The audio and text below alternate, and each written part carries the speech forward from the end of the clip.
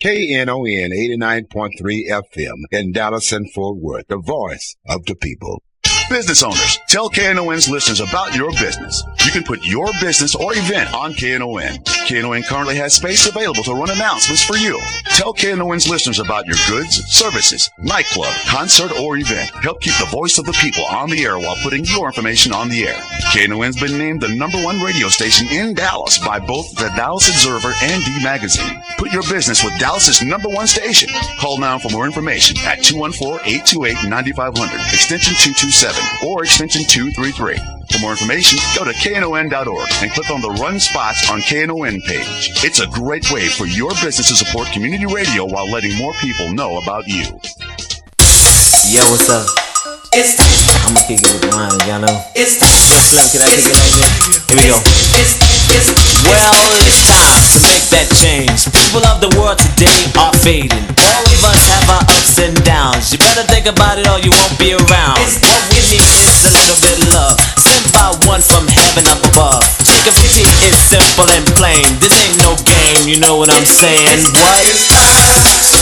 Yep. Here we go.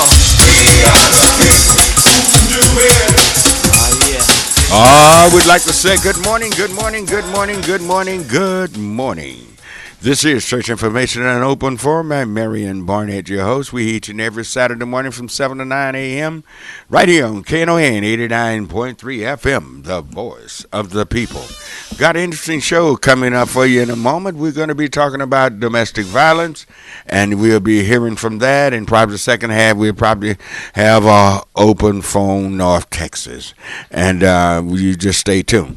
Now, I have some announcement here. I almost have should have put this in hardback.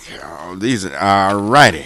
Come here, Evangelist Albert Gordon, renowned evangelist and gospel singer. One big night. Powerful preaching and singing from the lead singer of the Gordon Brothers. Yeah, I've been knowing them since they were kids. Yeah, good boys, good, nice young men now. Sunday night, October 27th. 2013 at 7 p.m. This will be held at the Dallas Rhema Word Revival Center, 1449 Acton, there on Daniel Dale Shopping Center in Duncanville, Texas. And you can call Prophet James at 972-572-2004. One big night, power-packed night with Evangelist Albert Gordon. All righty. Let's see what we have on page 2. All righty. Held over by popular demand, 5 big nights, Monday through Friday, October the 28th through November 1st. It will, at 8 p.m., you must come early to secure a seat. World-renowned evangelist, prophetess, and motivational speaker, Dr. Kathy Taylor Ash, will be preaching and praying for the sick and the prophet and prophesying nightly. This woman has preached to thousands of people all over the world and is now in popular demand. You will never, ever be the same again. Power Pack Deliverance. This also will be at Dallas Rhema Word Revival Center at 1449 Acton in the Daniel Dale Shopping Center in Duncanville, Texas. Again, the number is 972-572-2004. All righty. Okay, he got him coming. All righty, come here. One of the nation's greatest preachers of the gospel, Pastor A.C. Stapleton, which will happen. Heaven and earth is going to kiss, and you and I will be in the smack. All righty, Sunday night, November 3rd. 2013. All right, Reverend A.C. Stapleton of Shekinah Tabernacle Baptist Church here in Dallas. All right, Dallas Rhema Words Revival Center, 1449 Acton. Yes, he's right. A.C. Stapleton is one of the greatest preachers there is today. Good friend of mine, Pastor Stapleton. All right, so you go out and be with Prophet James. He keeps them coming. He keeps the word. He keeps encouragement. He's laying on hands, healing the sick. God is touching through his ministry. So make sure you go out and be a part of it. Right now, we'd like to turn aside to, I have 3 young ladies in studios this morning, and they come to talk about domestic violence. Would you young ladies please introduce yourself? LaDonna Flagg. Good morning. I am Lady Govan. Hi, I am Patricia Edmond Cooley. All righty, ladies. Could you tell us why are you here? Tell us. Y'all explain in your own words. I'm here this morning. We're here this morning to invite you to a domestic violence conference, which is called How Can We Help? The conference is going to be held at 6606 Loop 12, Dallas, Texas 75217. They changed the name of the street to Great Trinity Parkway, but it's going to be held in the old Shake, Rattle, and Roll building. Was that the where the go-karts were? That's the old Shake. Yeah, that's the old go-kart place. Oh, okay. All right. You said 6606? 6606. All right. Trinity Forest. 75217. Yeah, that's all right. They don't need the zip code. Oh, okay. Wait a minute. We just need the address. And when will it be held? It's held today, actually Saturday at 5 p.m. Today. With the Apostle Warren. He's Apostle Warren. The name of the church is called Believers International Ministry. Believers International Ministry. Okay, y'all going to be talking about domestic violence. Actually, yes. This is called How Can We Help? How can y'all help? Yeah, how can we help? All right. You have some help for those who are been involved in domestic violence? The speakers are going to be there from Dallas Housing Authority, Dallas Police Department, Craig Watkins' office, the Genesis Shelter, North Texas Legal Service. They should have information on how to help somebody that's going through domestic violence. Okay. Could you explain what is domestic violence? Domestic violence is anything that has to do with intimate partners slapping, hitting, cursing, intimidating, and so on. It's happening in your home. It's happening in the homes, whether it's with the children. Yes, and how prevalent is domestic violence? It's the epidemic now. Every time you turn on the television, you see something about domestic violence. Is it more of it now, or is it just being more exposed now than it has been in the past? It's more exposed. It's always gone on. It's always going on. Actually, I'm a survivor of domestic violence, and I see now that it's more, like you said, exposed. Who's usually the perpetrator? Well, since men are now coming up to the plate saying that they are being abused, I'm gonna have to say. So you saying women are the biggest perpetrators now? No, the men. I'm gonna say the men. Men. Mm-hmm. Are your biggest perpetrators of domestic violence? Yeah. Well, what about the police? The police department, don't they usually when they come out they make an arrest? Well, I want to say that the police department has to get better. They have to do things better, because back when, when I was in a violent situation, they wouldn't own it, but now I think they're picking up. That's been about 6 years ago. 6 years ago. Yes. And they wasn't on it then. They would come out. They wouldn't do anything, or would they even come out? The thing about it with domestic violence, when the police are called and they get there, and say for instance, if I was in a domestic violence relationship and my husband hit me, and I call the police, and the police get there. Well, by that time, my husband probably would smooth it over, tell me he loved me, he didn't mean it or something like that. And then when the police get there, What do you mean he smoothed it over? we smooth it over, like kiss me on my black eye and tell me he didn't mean to hit me. No, you smoothed it over. Yeah, well, now he smoothed it over. No, He was you like- smoothed it over. If your eye hurt and the police is there and you said he didn't do it, you smoothed it over, not him. Well, when they get there, they'll see the black eye, and Would they arrest him? No, they're not going to arrest him. Why? Because Because of something you said. probably said I lied for him. That's the truth. I mean, that's the God honest truth. I probably would lie for him or just take up for him because So you find women actually will be abused by men, and then when the police show up, Take it back. They'll take it back. Yeah. Yes. Okay. Well. Y'all can, All right. y'all can join this conversation. We usually take it back. So therefore, when the police arrive, then it's like, well, and they know what's going on. How do they know? They wasn't there. No, they don't. They take it from me. One time, the police came, and they seen it, but he wouldn't come out from the back.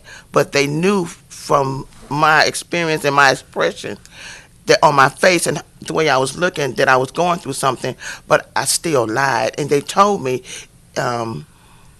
if you don't bring him out the back room so we can talk to him, we're going to look your name up and we're going to take you to jail, because I wouldn't do it. And then they was calling him, they called him cowards. They was calling him cowards. They knew I was being beat up, but I just wouldn't release him.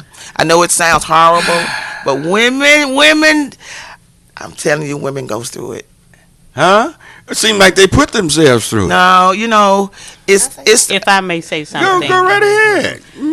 The situation I was in, my ex-husband, he built up such a fear in me. When the fear overcame me, I could not release myself to the police to say, okay, well, he did do it. Why did you call the police? Why did I call the police? Because I had a chance to call the police because he did abuse But me. if you wasn't going to do anything, why did you call them? Because the fear overcame me. And Weren't I you did not afraid to do call the police? I was afraid to call the police, and I was afraid that they weren't going to do anything, which they did not do anything at that time, because they told me that I didn't have any bruises. So, I don't see any bruises, so I'm not going to take you. And this has been in the 90s back in my hometown. I'm not from Dallas, but this has been in the early 90s back in my hometown. Back in your hometown? Yes, sir. Yes, ma'am, young lady. A lot of times we're so afraid of what's going to happen next, and then if our husband is the sole survivor, the provider, we're in our comfort zone, so we don't know how to come out. That's why we're having this conference for information for women that are in situations that want to come out. Okay. There are women who want to come out, but they're And don't afraid know to how come out. Right. Yeah. Don't know how. They're not working. Not working there. Usually they're homemakers, at home taking care of the children. And your husband or your spouse, whatever, has cowered you down, that, you feel like there's no hope. Why you couldn't pick up on this before you got involved with this guy? Well, a lot of us, It was we too know what's suave going on, then. and You know what's going on. you get, God sends you the signs, but us being who we are, thinking that we could fix it. Oh, you think you can change a man? Yeah, we think we can go. Why do women Well, think I that? didn't see it from the beginning, as mine was too suave. He was too sweet. I didn't see that. You say he was too sweet? He was too sweet. Well, then that should have He sent was you a too message sweet. right there. And I didn't see it. No, if he was too sweet, that should have told you something right there. And then when I got involved in it, later on, then the tables turned. Well, what turned the tables? The abuse began to come. The controlling ways began to come. He wasn't controlling before? He wasn't controlling before. No, sir. You did what you wanted to do. Exactly. You did what you wanted to do. But once you No got disrespect to him. married. Huh? No disrespect to him. I did have freedom. Yes, sir. What did he change in your life? As far as... What did he change? You said that you were no longer free as you once were. Okay, there again, the controlling began to come, where he would tell me, well, you can't go anywhere, or you can't have any friends, or your family cannot come over here to visit you, or You can't do the things that you used to do with your family. You can't do the things that you used to with your friends. And then I began to cower down, and I would say, okay. So I would stay in the house, and I wouldn't go anywhere. I wouldn't allow my friends to call or come by. I wouldn't allow my family to call or come by. And he why did he not want company? He wanted to do what he wanted to do. Hello? He could do what he wanted to do, It sure is. What's your name? and I couldn't do what I wanted to do. Oh, Yes, yeah, sir. okay. Also, it goes back to the control, not having the friends and family around, being able to just constantly talk to you in your head, getting control over you. And then at that time, the abuse have started. So you really are embarrassed and ashamed. You don't really want Right. nobody to know that you're getting beat up. Well, what about just leaving? It's not that easy. It's Did just you like have? You said he didn't want family and friends to come over, correct? Right. you That got meant the you connection. had family. Yeah. That meant Yes. you had friends. You could not escape when he's gone to work. Go to your family, live with them, to get you a job and become independent. Why is Now, that? actually, I had a job, and he would come up on my job,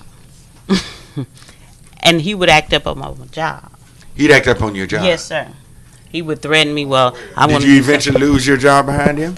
No, I didn't let him allow me to lose my job. No, I had to keep my job. But he threatened to act up on the job, and I kind of smoothed it over to where, okay, just calm down. I'll talk to you when I get home.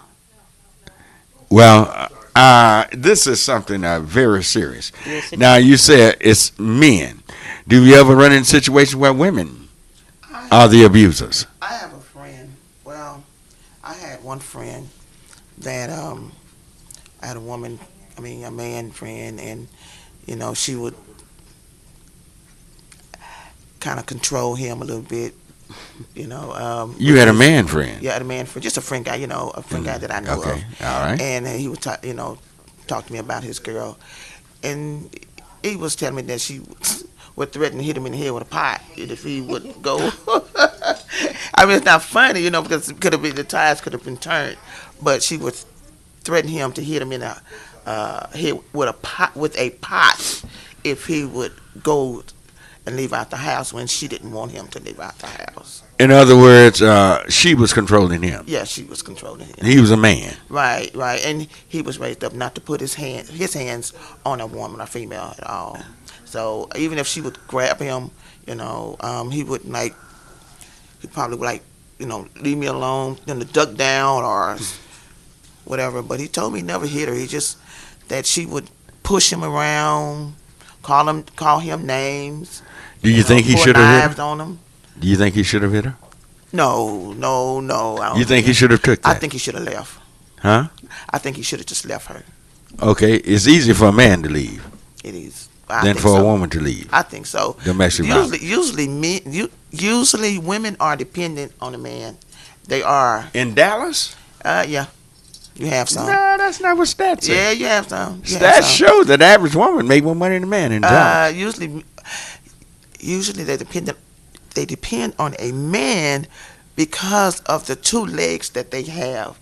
Just to say that I have a man. Desperate. Don't want that man to leave. Just to say she got a man. Just to say she have a man. Because you know what? I had opened. I tell you what, just hold on. I'm up against a short break, Okay. and we'll be right back. And if you would like to join this conversation, 972-647-1893. We'll be right back. KNON Massive Gospel Explosion 2013 Benefit Concert. Saturday, October 26th at Faith Fellowship Church, 115 Industrial Boulevard in McKinney, Texas. Featuring Anthony Brewer, Natalie Gore, Team Faith Fellowship Church Choir, Pastor Benita Tyler Scott, Christopher Dandridge, and the Sounds of Worship Choir. Hosted by KNON's own Greg A. Smith and Ema. Donations will be encouraged and appreciated to keep gospel programming on KNON. That's the KNON Massive Gospel Explosion 2013 Benefit Concert, Saturday, October 26th at the Faith Fellowship Church, 115 Industrial Boulevard in McKinney, Texas. Doors open at 5 and concert at 6 p.m. Information 972-342-1852 or 214-908-9548. This is a KNON Benefit Concert. The Fair Housing Act prohibits discrimination on the basis of race, color, religion, sex, national origin, disability, and familial status. A message from HUD in partnership with the National Fair Housing Alliance. The only way to stop housing discrimination is to report it. HUD.gov/fairhousing or 1-800-669-9777. A public service message from HUD in partnership with the National Fair Housing Alliance.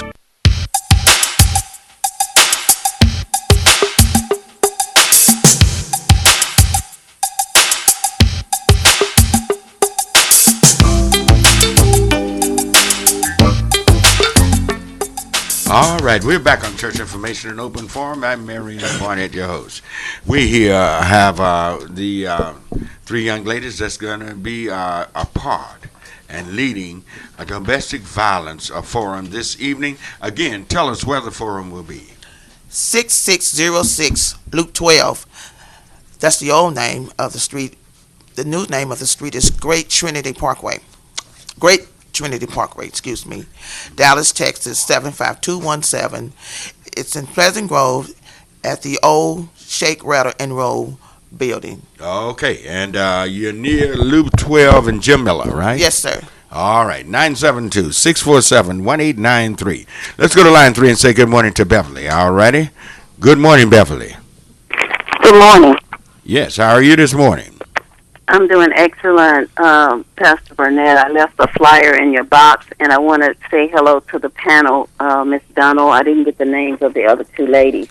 Good morning. Good morning. It's LaDonna. LaDonna, Yes. I just wanted to take my hats off to you guys that you're trying to get the word out in the community. Thank you. We're also having a prayer rally at 3 o'clock on Sunday concerning domestic violence. Good. I myself am a 12-year survivor as well. We applaud you. And I have two daughters. Mm-hmm. We left. If women are not educated, or do not feel like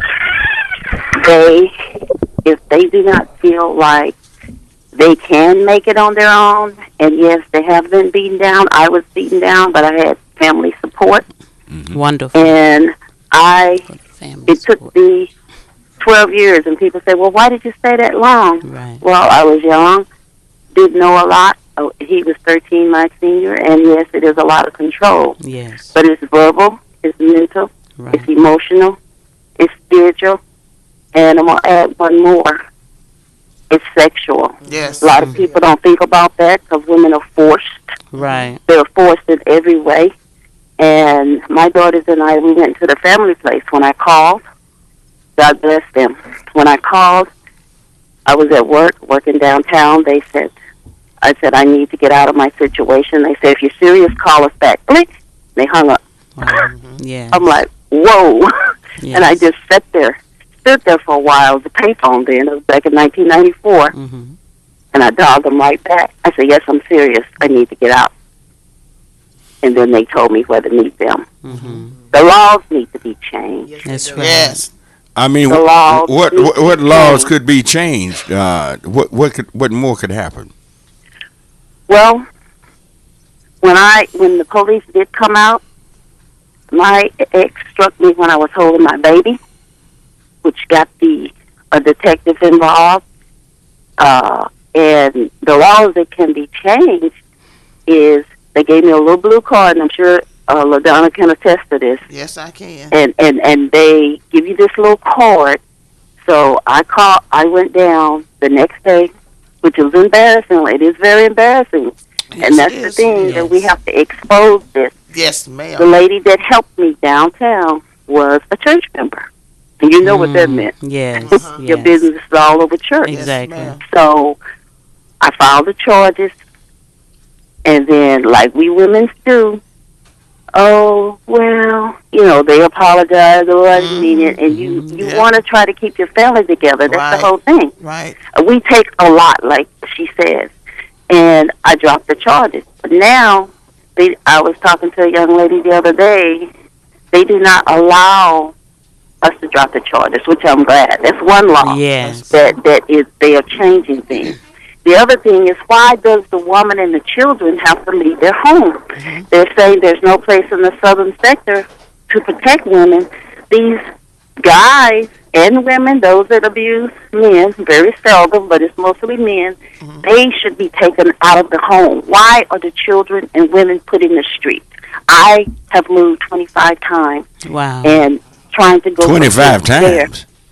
That's what I said. Wow. Well, I mean, what you from try? hotels, from apartments, working, and I work good jobs. And when you lose a job and there's no backup income, there you are. Yeah. Stuck. Right. So I know what I'm talking about. in other words, were you hiding from him or what? Basically. In some instances, like she said, on our anniversary, he showed up at my job, and I had told him, I said, I told my manager, I'm getting out of a domestic situation. If my ex come up here, do not allow him to come in. He was standing in the reception area with roses. Oh, wow. Oh, yeah. You know, that's crazy, but if they want to get to you, they can get to you. That's the thing right. that concerned me now. Did you see him? No, I don't see him now. Now, The did thing you, that when he had those roses, you saw him with the roses? Yes, they called me out to the front, and it was very frightening because the lady at the desk called me to come out, and I was like, whoa. I was like scared because I didn't know what he had, what he could do, or anything. He could have had a gun under those roses. Yeah, the bottom line right now that concerns me, Marion Barnett and sisters, is these men are taking our children. They're killing our future. Yes, The latest violence that's happening, that's what has gotten me up off my backside to get out in the street and start a movement, because not only are they killing the women, it's between you and I, but now you're taking our children. We can't have that. Killing the It whole has family. to stop. It has to stop. Thank you for allowing me to come in and God bless you. come and share with us on tomorrow, Sunday afternoon. We're going to be at City Hall downtown, and I want to give props to the mayor for stepping out and trying to do something concerning this epidemic, and that's what it is. Thank you very much. All right, thank you. All right, I see there are several forums obviously going on in the city. And that clears the line, 972-647-1893. Let's go to line 4 and say good morning to Corey. All righty? Corey. Good morning, Rev. Good morning. Rev. Good morning. Fine. How are you doing? All right, how y'all doing? Wonderful. Hey, I'm one of the very few men that's been abused by women. This is the situation here, and I actually, once I got cleared and everything, I'm able to work, and I got a good job and everything, and now I work in the law arena. This is the things that I want to say, okay? Because I had to understand this for myself. Number one, okay, women use the domestic in divorce situations. They use it, as soon as the judge hears it, they automatically get custody. They lie, okay? My situation was... Not all women. I'm just saying, I just said women. I didn't say all, but I'm saying... Some women. Okay? Some women. Okay? But this is the situation, too. I caught my ex having an affair with an inmate, with a prison inmate. I caught the letters. It was her ex-boyfriend. Okay? I brought those letters to the court, and they got entered in the evidence and everything. And the judge turned around, and the judge still took her side in the issue. You know, even though there was proof that she was having an affair with this guy that was locked up behind bars. Okay? And I had to Dickens. I got cleared. I got, you know, and found not guilty and everything, and I was cleared myself. Okay, the judge gave her custody. I lost my house. I lost everything.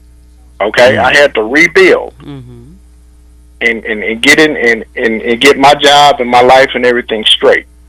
Okay, I now understand that, especially with a lot of women, they'll use this as a control mechanism, whether you're in a dating relationship like you were speaking of earlier, like where they'll throw pots, pans, or whatever. And it's not women that are dependent on men in this day and age. Women have educations just like men do.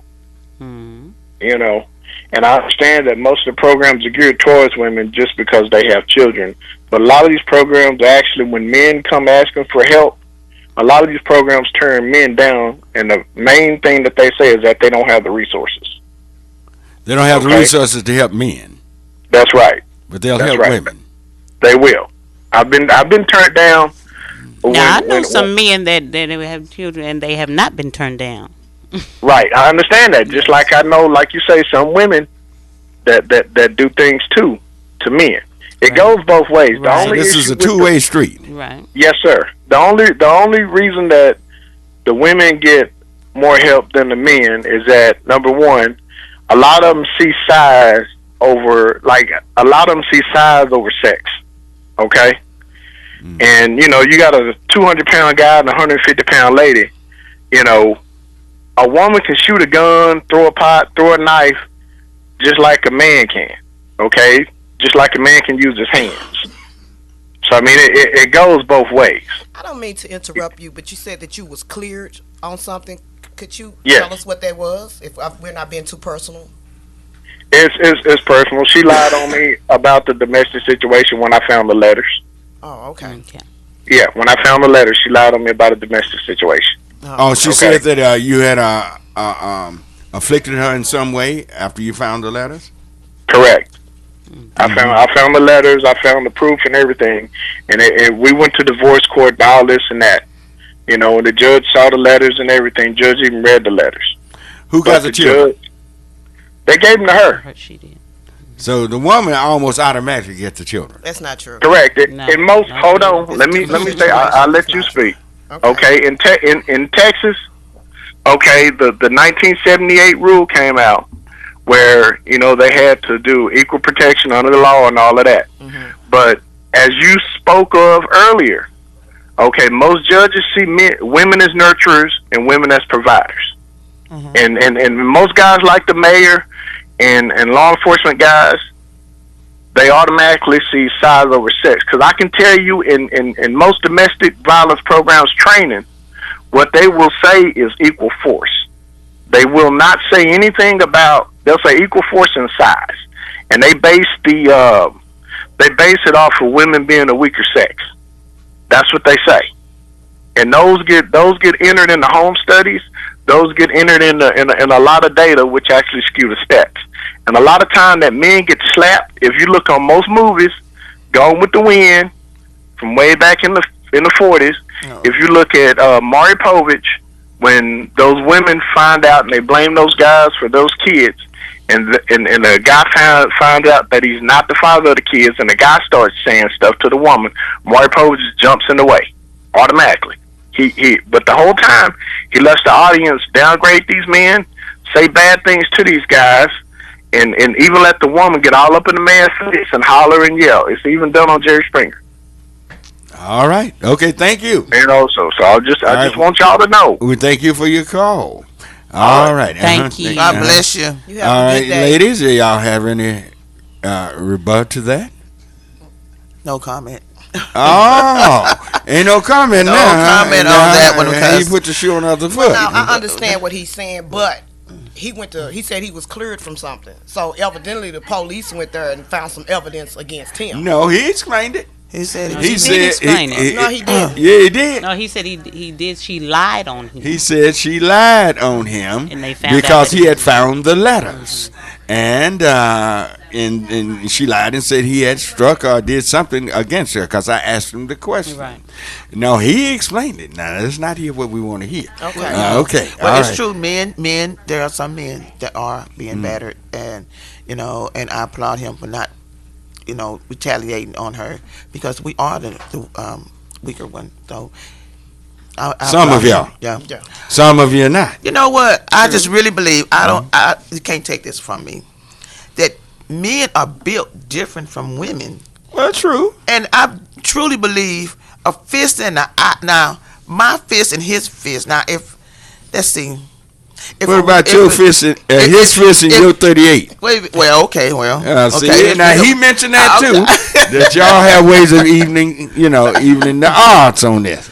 All right, 972-647-1893. 972-647-1893. Let's go to line 1 and say good morning to Miss Davis. All righty. All right. Good morning, Miss Davis. Good morning. How are you this morning? I'm here. I'm blessed. All right. All right, you're being heard by thousands. You have something to say? Well, I've been sitting here listening to the conversation. Mm-hmm. And, of course, I'm here in Dallas.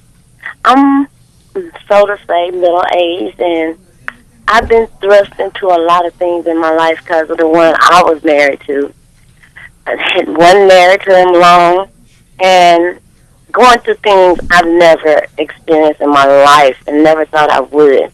But my question is, when you are an advocate of domestic violence and you're not really given information to tell you what to do when something like this happens to you, because several things have happened to me, and I don't know all what this involves, but anyway. You're never directed to anyone. They just tell you, go to the women's shelter, go to the women's shelter. Well, at women's shelters, they handle more than domestic violence cases. And at my age, you know, being a middle-aged woman, I'm 51. My husband, he's 50 now. Okay, but I was in a marriage before that, which that husband died. And I was left no support whatsoever, other than me getting out on myself, getting what I have under Section 8 and all of this. And my husband got sick and I was thrown out, you know. I got out of the business world to take care of him. And I knew I was going to have to get back in the business world because so much stuff happened around me and in my life. I'm not able to even grasp hold or be able to be let in back into the business world. But they wanted me to get on this bandwagon of domestic violence. And my understanding is, why get on something when there's nobody there to support or help you in regards to even understanding what you're going through? All we hear about this, so much with a person. You saying there are no resources to help women that's caught up in situations like you are? There's nothing out there. There are no type of programs where they can help you find employment or help you find housing, permanent housing. There's nothing out there? No. What I said is, I've already got housing because I took an initiative and got on Section 8. I'm on Section 8. All right. And I'm saying, when I went to the police department, all they said was they gave me a paper with a list of a whole lot of things, a plethora of things. And the only thing they told me was call a woman's shelter and try to get with the woman's shelter. But, you know, getting with the woman's shelter to me didn't seem like it was at the time feasible because of what I was going through, not having money or the transportation to get there and all this kind of stuff. And they didn't ever just tell me, okay, well, you need to go ahead and get with this particular department here and they can help you. You say, just go on your own, find this, and if they don't talk to you, well, you just out of luck. Let me ask you something. What about responsibility on women when they make bad choices in men? When you make bad choices in men, women have a responsibility first and foremost to themselves. Right. And yes, it is an emotional thing, and you get tied up in this, but I've always been a spiritual person as well as emotional. Well, didn't the Spirit show you something about these men? Do you know anything about them? Well, the Spirit said test the Spirit, and the Spirit will show you something is wrong. Okay, well, if you learn about a man when you're in the midst of a relationship with them, and the Spirit tells you things about them, and you one that have been through a lot of stuff in your life, and you never shared this with anyone, but God took you through, and you know He is the author and the finisher of your faith, and He can take you through anything if you trust and believe. Then you can trust and believe Him about that relationship that you in as well. If He done it before, like the words say, He will do it again, and it's nothing new up under the sun. But when your mate blocks it out. All right, I'm completely out of time. I'm out of time on your call, but I thank you and I get your drift. Thank you. You have a wonderful day. We're up against a short break and we'll be right back.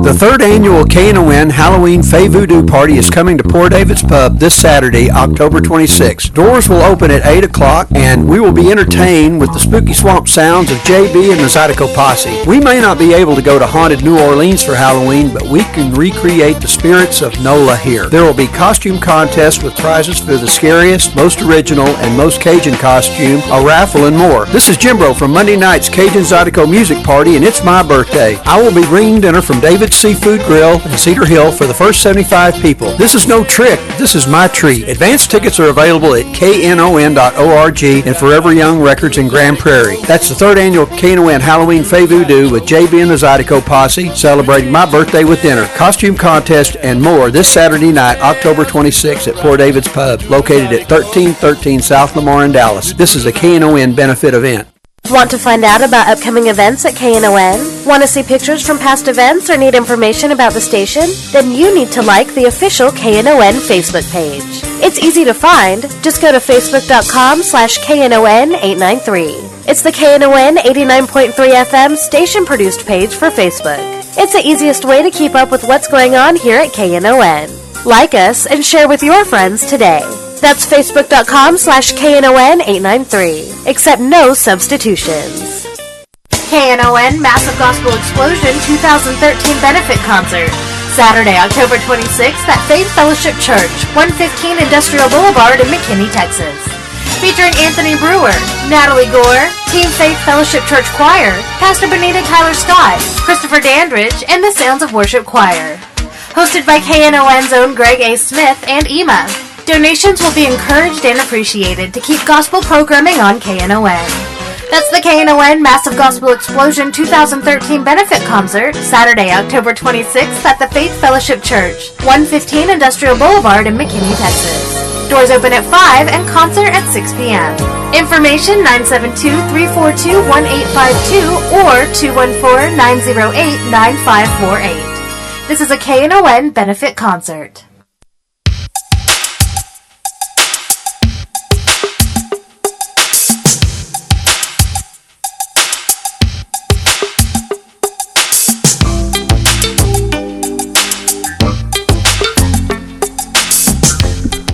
All right, we're back on Church Information and Open Forum. I'm Marion Barnett, your host.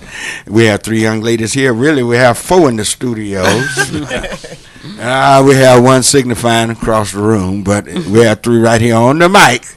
And we're talking about domestic abuse. If you are interested in this topic, have gone through it, and know someone who have, most everybody knows somebody have been, some woman has been domestically abused. Battered.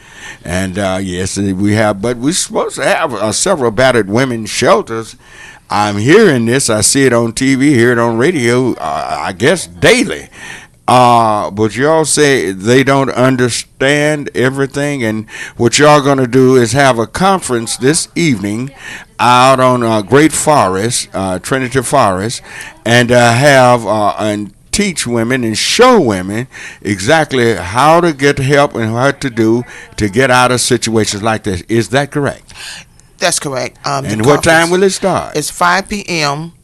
today, 6606 Great Forest Parkway, the old Loop 12. They changed the name of the street. Okay.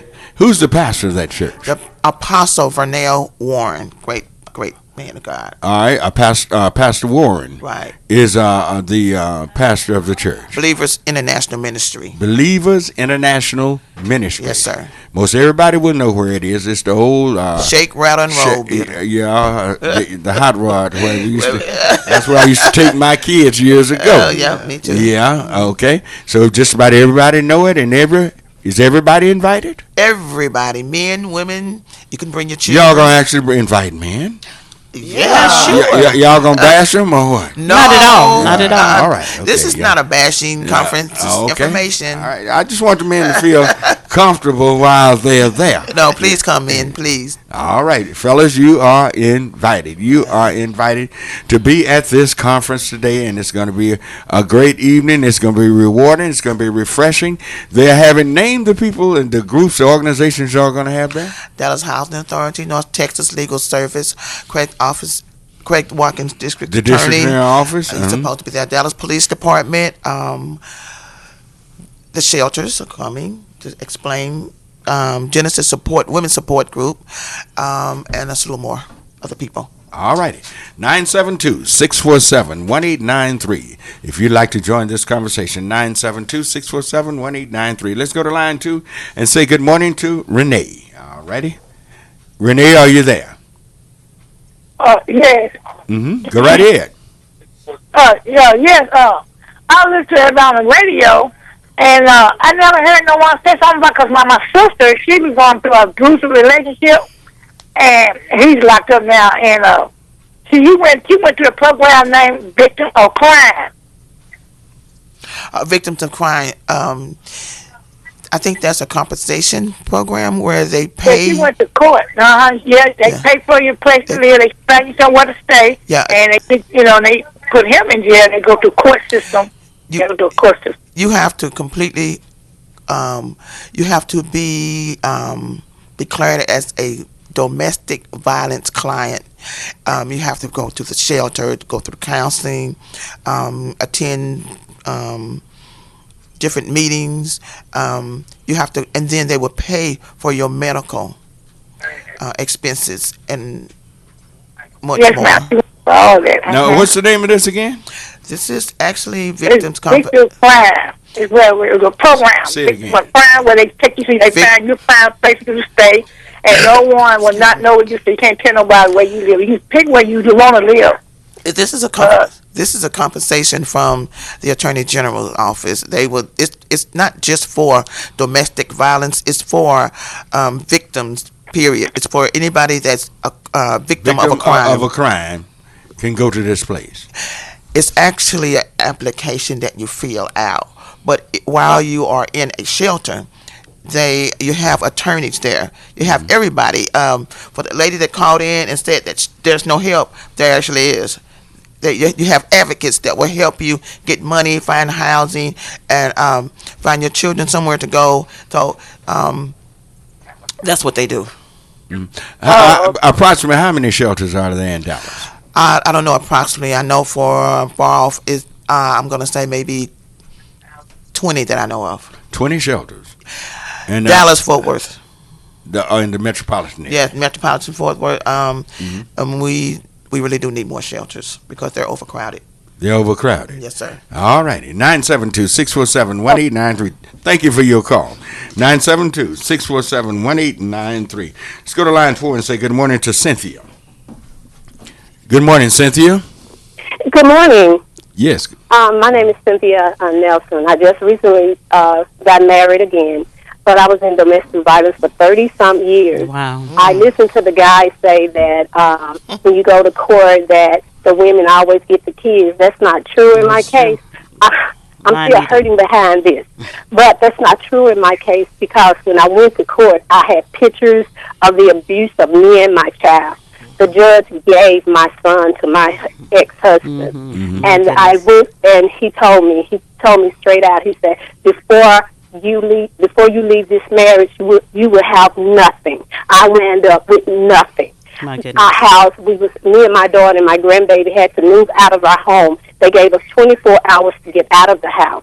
My ex-husband was actually living with his girlfriend in Raleigh, Texas. Wow. He actually brought the girlfriend to court every time we appeared in court. I wound up paying him child support, almost $600 a month for child support. And we had pictures and everything of my abuse, my son's abuse. And not just that, like I said, it went on for 30-some years. And my older kids was also abused. We went to court, and I could not believe this judge. Was this a male or female? It was a female. It was a female judge? When I first went, it was a female judge. All right, now, did he have to prove that you were an unworthy mother?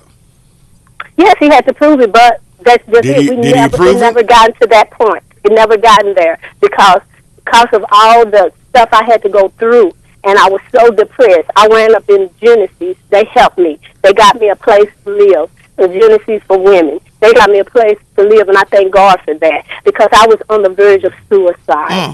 When I went into my job, I couldn't function so well that I began to screw up on my job. I almost got to lose my job. And then my ex-husband had the audacity to call me and tell me, what did I say? You will leave with nothing. Well, now, this situation now, but now most situations, if the man can't prove she's an unworthy mother, don't the woman automatically get the children? In some cases. But like I said, sir, they had proof of everything, of all the abuse and everything. The second judge we went to, she told me, she said she was very sympathetic to my needs and everything. My whole family was there. My church was there in the courtroom because that's how bad it were. My ex-husband was so suave. He sit there with a smirk on his face and everything. The judge literally just got on to him and told him, I tell you what, you better have this, this, and this, and this the next time you come back in this courtroom. My ex-husband, even Child Protective Services, when they stepped in, the lady, if you could read this report, there's no way my husband should have had my child. My goodness. No way. I mean, Child Protective Services is on whose side, yours or his? They was on my side. And this judge overruled them? Flat out said, the lady just flat out told them, this man is so manipulative. He is so deceiving. I cannot believe. And she went on to say, I mean, it was, if you could read it, you would be like, how in the world did this man get this child? But this is why he wound up with my son. Because I was so frustrated, so tired, and about to lose everything. My insanity, my life. Because like I said, I was on suicide. I had to get counseling, seek counseling and counseling, and I'm seeking it now. I'm still in it because of what went on and what had taken place. I just woke up one morning, I began to pray to the Lord, and I thank the Lord. I began to pray to the Lord, and I said, Lord, I can't do this anymore. And one day I walked in, and he just knocked me to my knees.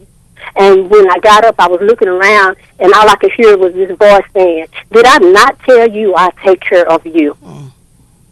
And so I got up, and I called my sister. I said, hey, come go with me. She said, where are you going? I said, to my lawyer's office. She said, what you going to do? I said, he can have it all.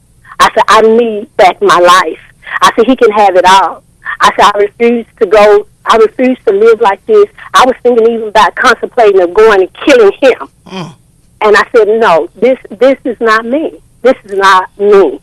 And so I began to pray, and like I said, and I gave it over to the Lord, and I went and I told her, I said, let him have everything. And she was still, no, Miss Cynthia, let's do this, and let's see you're going to come out. I said, look, before I give you another dime, I'd rather walk away. All right. I said, because I've been in court for over 10 years. 10 years dealing with this. All right. And my son, he constantly saying, Mom, I love you. We trying to, and so I just sit him down. He was 9 years old. I sit him down and I talked to him, and I told him, I said, if you want to live with your dad, I said, I'll allow you to do that. I said, even though I don't think that's the right thing. And I said, you know what we've been through. I said, but if you feel safe over there and you want to live with him, and he said, he said, Mom, I like my school. That's why. He said, I like my school, and if we move, if what's going to happen? I said, we'll wind up having to move somewhere else. I said, because we won't be safe there at that house. Because my ex-husband, even before going through the court, he was coming there. He was with his girlfriend, but he was coming there every day, every night. I thank you for this information. Thank you. Thank you. Are you coming to the conference this evening? Yes, I am. Wonderful. All righty. I will hope to see Thank you you at the conference. Thank you. Thank you. You be blessed. All righty. 972-647-1893 is the number to call. Let's go to Mr. Shaw. All righty? Mr. Shaw. Hey, Rev Barnett, I'm the guy who did 25 and a half years in prison. Okay. Uh-huh. Oh, just the other day on Wednesday, right? Me and my lady friend, we had a fallout over there on Testimony Drive off of Garden Road. And when she told the police that I took her hostage, she said I put a knife on her. She said that I knocked her teeth out of my mouth and this and that. What it was, she attacked me when I was in the room. You know, me and her, we had a fallout about 6 times, right? Since I've been me and her been living together about 7-8 months. And every time I leave her, she come back and get me. She tell me she'll never disrespect me, right? Mm-hmm. And every month I always try to help her with about $500-$600 with rent money, right? So she lied and told the people that I put a knife on her. I think she said that I had to try to get her gun and stuff, right? And she said that Did you do any of these things? Huh? Did you do any of these things? Yeah. No, I didn't put no knife out on her, right? Did you hit her? Me. No, sir. She scratched me all up, right? She attacked me. The only thing I did, Rev Barnett, I was just trying to hold her from hurting me, right? And she kind of fell down to the ground, right? We both fell, right? And I was just trying to put her under restriction. To Kim, her name is Kim Cameron, right? No, don't call her. Don't call her name. Don't call her name. Okay. She bipolar, right? And we both bipolar, right? You both are bipolar. Right, so I turned myself in to my parole officer, right? And I told her all this stuff what she's saying about me, that I knock her teeth out and pull a knife out on her. I said, it's not true, right? So my parole officer, we don't have no warrant out for your arrest, right? I talked to the detective, right? They still have not said that they had no warrant out for arrest. She also took my wallet, my money. Did you go to jail? No, she took my wallet and my money while I was at her house. I was living there with her, and she gave it to her uncle, and they spent my money. My mother, she canceled my card, right? I tell you what we're gonna do after this conference. We'll have to have these ladies back. We're completely out of time, right? And we thank you, ladies. Again, give us the announcement for the conference. It's at the Believers International Ministry. It's called the domestic violence group. It's called Power Against Violence. The address is 6606 Loop 12, Dallas, Texas 75217. It's going to be in the old Shake, Rattle, and Roll building in Pleasant Grove at 5 p.m. today. All righty. 5 p.m. today. Everybody's invited. Everybody's invited. Everybody come out and be a part of it. Thank you. I would like to thank you, ladies, and thank you y'all for have having us. Have a wonderful program. All righty. So I tell you what, we're going to go into the second half in just a few moments, and we'll be right back. You're listening to Knon 89.3 FM in Dallas and Fort Worth, the voice of the people. The failure of our corporate and political leaders to make sure every worker gets good health care is causing some unpleasant consequences, not just for them, but for all of us. Consequences like stomach flu. Ill workers often spread illness. This is because millions of employees who deal directly with the public as well as with co-workers are not covered by paid sick leave policies. So, when they come down with something like stomach flu, they still tend to drag themselves to work rather than going to bed until they recover. For staying home means a loss of pay, or even loss of their jobs.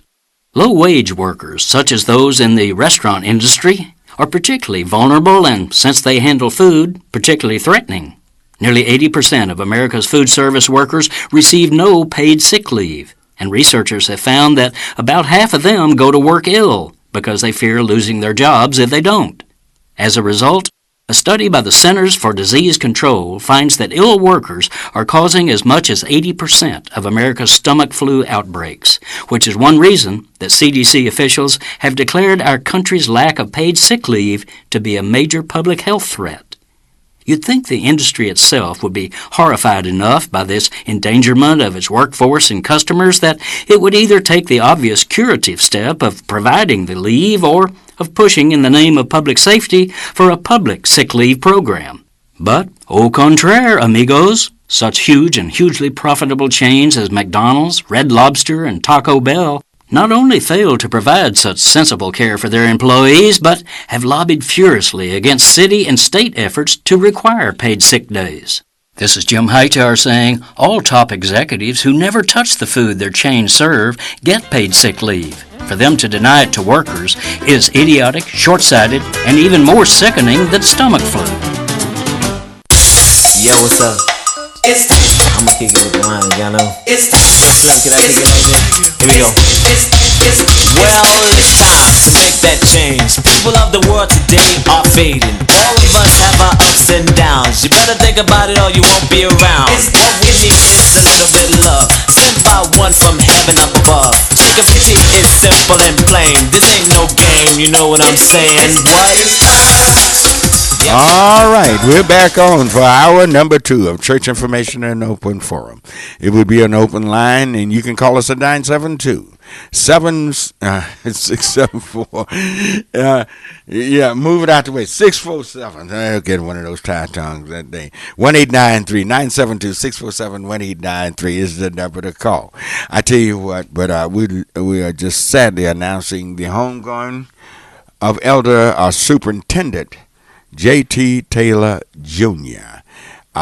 He died, I think that was on Monday evening and Tuesday, but his funeral will be next Saturday, at the Remnant of Grace Church of God in Christ. It's on 56th Street, and it'll be at 11 a.m. Reverend J.T. Taylor Jr. Most of you, a lot of you knew Elder Taylor. He was a superintendent in Texas Northeast, and we're just saddened. He is my brother-in-law, and quite naturally, I'm deeply, deeply, deeply saddened over his death, but we realize he's in a better place. So his homegoing service, his praise and worship service is going to be a great thing. So next Saturday at the Remnant of Grace Church of God in Christ on 56th Street here in the city of Dallas, Elder Taylor's funeral will be held. His homegoing service will be held. All righty. And if you need more information about it, you can call 214-448-0241. Call. Make that call, and get more information about Elder Taylor. All righty. Hate to see JT gone. A very, very, very nice person. He was a great man. His church and my church, we fellowshipped over the years, and he was just a great brother now, a great one. All righty. 972-647-1893. 972-647-1892. All right. We have a caller. This looked like a call back, and we'll have to see what Corey has to say. All right. Let's take Corey on line 1. All righty. Good morning, Corey. Hey, Rev, it seems like to me it was more time given to the ladies on that than it was the guys when people called in. Because, I mean, these ladies here, when the guys were making comments, you could hear them in the background groaning and moaning and everything. But when the women were talking, they were agreeing with them, trying to offer them solutions and everything. And these are some of the roadblocks that men face when they go to the domestic violence shelter. Mm-hmm. I just want you to know that. All righty. You felt like I gave the ladies more time? On the lady with the call before you did, when this lady, and then when the guy called in talking about the lady attacking him, it seemed like he was cut off because he was out of time. Well, I'm sorry, I can't control the time. He was out of time. Had he called in earlier, he'd gotten just as much time, because one thing I don't do, I will rarely ever rush a caller. I think if you think enough of this show to listen to it and call it, I give you a chance to make your point. And many times I realize people call talk shows, they're nervous, they can't make their points at first, it take them a while. So I'll be patient with them, and I'll give them the opportunity to make their point, because sometimes they just can't do it in a hurry until they get used to calling and talking on the radio. Yeah, I understand that, and I appreciate that. But like the ladies in the background, they were making groaning and moaning noise when the guy was talking. These ladies have been abused, and you were hearing personal things, and then sometimes it's universal. Men have been very abusive to women, and you know that. There are some cases where the women have been wrong and done men wrong and called the police and did all of this just to get him attacked. But there, I guarantee you, the plurality of cases when it comes to domestic abuse is mostly the men in all ages, all races, all economic situations, it's usually the men that's been doing the messing up, and you know it. Let's be for real. You know it's usually men. And these ladies, they came, they wanted to talk, they wanted to get their point out, they want everyone to come to their conference, and I felt like they deserved an opportunity to tell their side. Hello? Is he gone? I guess he's gone. All right, 972-647-1892, 972-647-1893. Let's go to line 3 and say good morning to Reverend Wright. Doc, you there? Good morning. What's going on? You doing all right this morning? Great, man. Great. It's very interesting show with the domestic violence thing. Of course, you were writing what you just told the caller.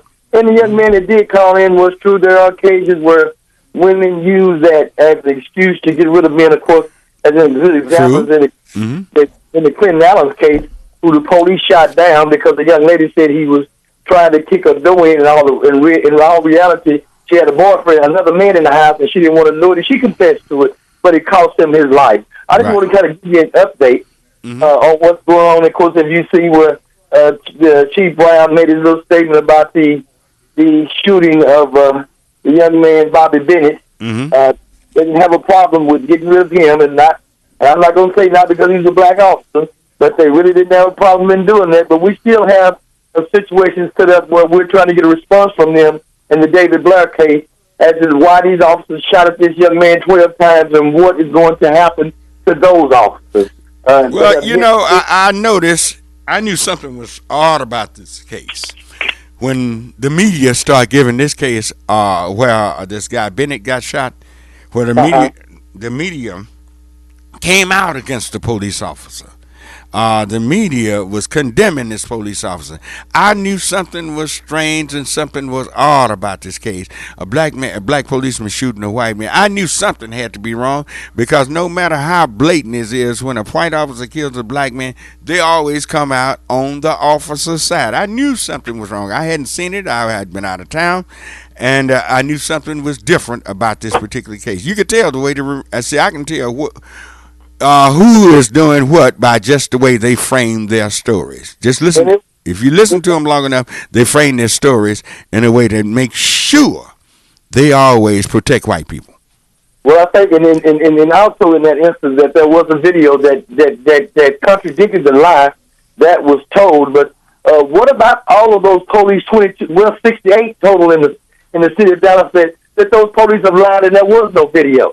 And what got me was more so than anything else was the first thing that came out of David Brown's mouth was, I apologize. But he has never apologized to any of the following 22 that's been shot under his auspices that he knows, even though there was no video, that those were wrongful killings by his police officers. But the first thing that came out of his mouth was, first, let me apologize. Well, what about young David Blair, who you shot at 12 times?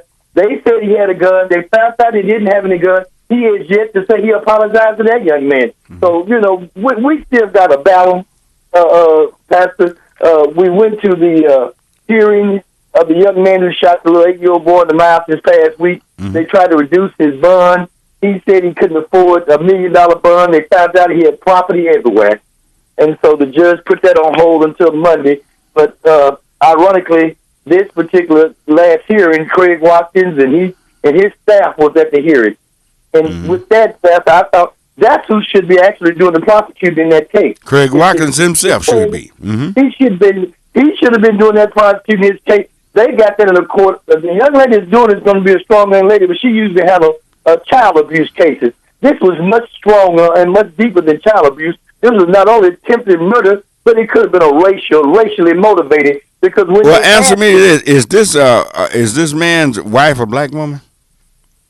No. His wife is a white lady. Well, you know what? They showed a confusing film on that. They kept talking about his wife, but they kept showing you this black woman. No, his wife is white there lady. Some type of media cover-up, police cover-up, trying to hide the fact that this was a hate crime? Is that something?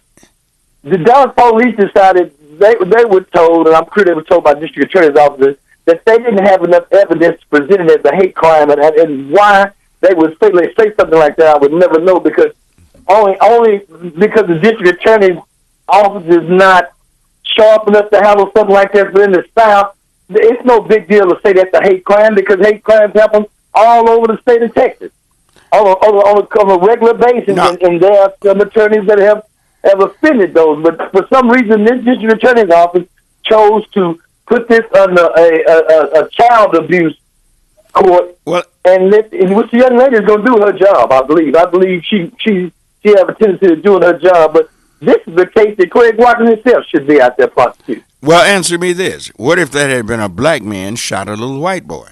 You think it would have been a hate crime? Right as day. He never would. He would have probably gotten a no bun. He probably never would see the probably got hung out there on wherever that was, on Forest Lane, or Abrams, or wherever that was. Where it would probably went down was the police shot him because he refused to get out of the truck. And from what the police report said, when they ran up to this man, they told him they walked up to him and seen all the ammunition, had enough ammunition to wipe out that entire apartment complex. That's how much weapons and guns and ammunition that he had. They simply told him to put his hands up and get out of the truck. But when they went to David Bryant's house, they said he was going to get a flashlight and come out and shot him up. So there's a disparity on how they continue to treat black people in this city. Mm-hmm. And we've got to get our elected officials either out of there or get some that's not afraid to stand up. All right. My council friends called me, and I'll be free. I know you got to. But my council friends called me and said we need to now pursue, and we've already said that we need to have the Department of Justice to come in and look at all 22 of these cases. Yes, Doc, you are so right, and I'm so proud of you because you stand on the walls of the city. You doing the jobs of some of these city council folk, some of these other elected officials, state reps, state senators, county commissioners. You doing their job for them. Now this is a downright low down dirty shame.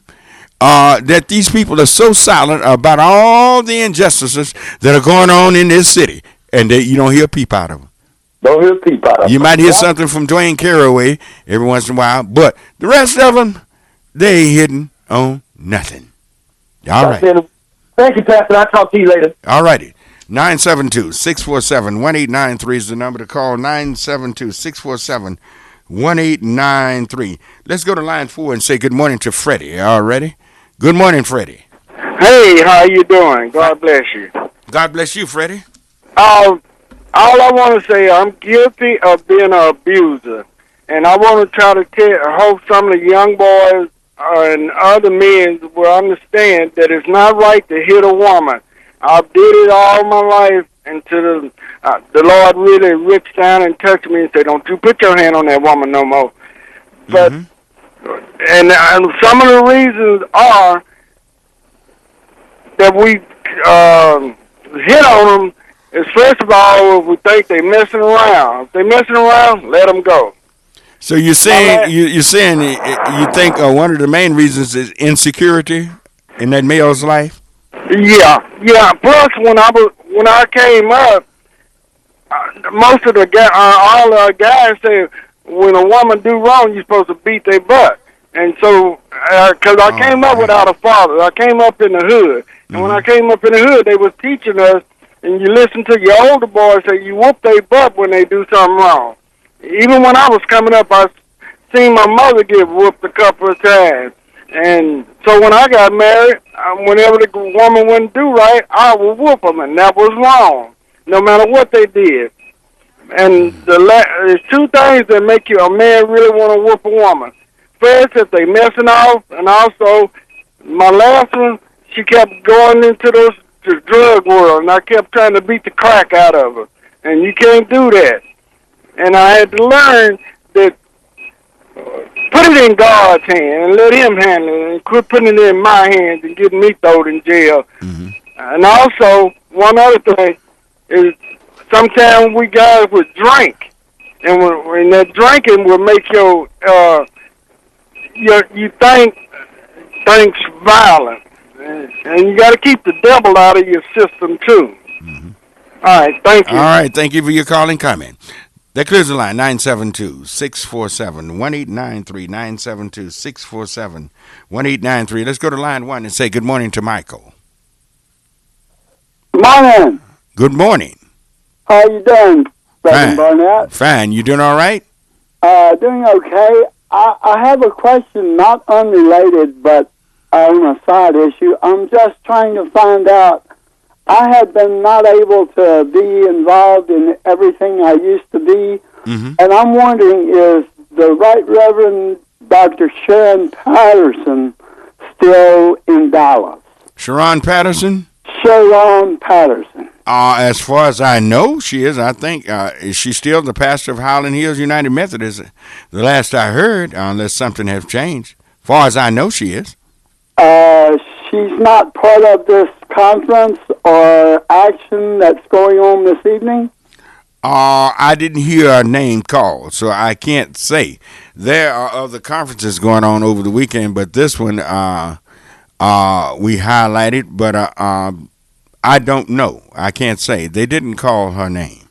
She has, in the past, been very active and spoken for those who have been abused in this town, and I know she was big in conference because yeah, she was big. She brings something every time she comes. She brings something positive. Yeah, not always negative. Sometimes a positive that we can bring to the table. So I would ask that if we can, let's see if we can get her back involved in our affairs. All righty. If she's listening, I'm glad. I hope she heard you. She's been She's been on this program several times. Bless us all. Thank you very much for your show, sir. All right. Thank you. Bless you. All righty. Yeah, I remember Sharon was with the, she called it the Love Clinic. She was connecting people together. All right. Did a great job with that. 972-647-1893. Let's go to line 2 and say good morning to Billy. They're going to want to take a break. All right, as soon as we come back, we'll take Billy, and you can call us at 972-647-1893. 972-647-1893. We'll be right back.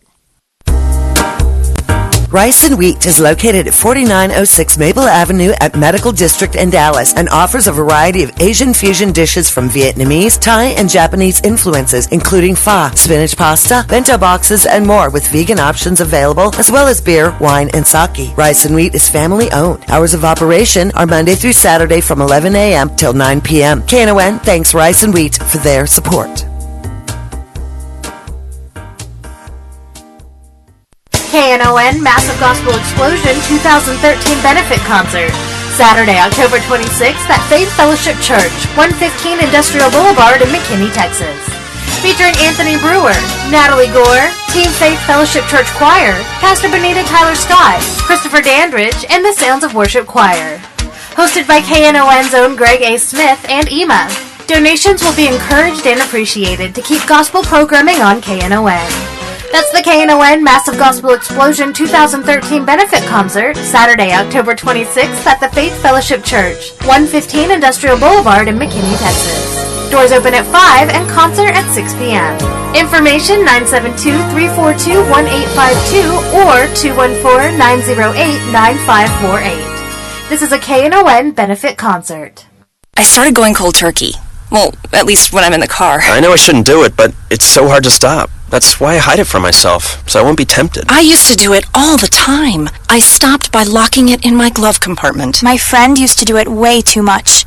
Now I turn it off when we're in the car. My solution is simple. I just don't do it. There are lots of ways to stop yourself and others from texting and driving. How will you stop? Tell us at stoptextstoprex.org. Brought to you by the National Highway Traffic Safety Administration and the Ad Council.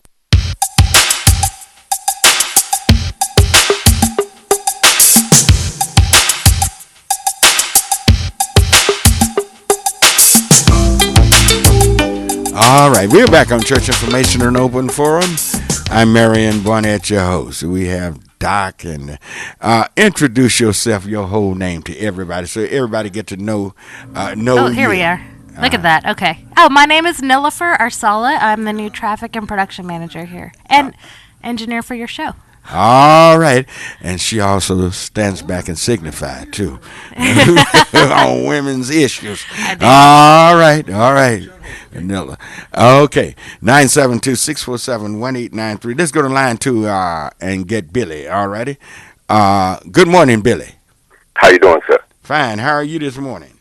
I'm good. Listen, I was listening at your show. I try to listen every Saturday when I get an opportunity.